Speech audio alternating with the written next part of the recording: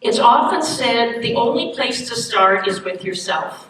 So as a therapist, I often hear, can you fix my mom up? Will you see my dad? Will you see my sister? Well, the only one we can ever really hope to change is ourselves. And so it's absolutely essential that we learn some strategies and some ways to start with ourselves. And I love this poem. A number of years ago, I was in Westminster Abbey in London, England. And I went down into the crypt, looking at some of the tombs of the archbishops and many of the big dignitaries in England are buried within that crypt.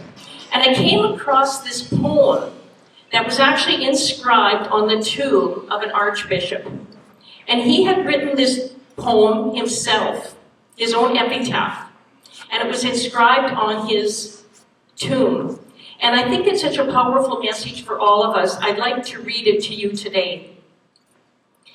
When I was young and free, and my imagination had no limits, I dreamed of changing the world. As I grew older and wiser, I discovered the world would not change. So I shortened my sight somewhat and decided to change only my country. But it too seemed immovable. As I grew into my twilight years, in one more desperate attempt, I settled for changing only my family, those closest to me. But alas, they would have none of it.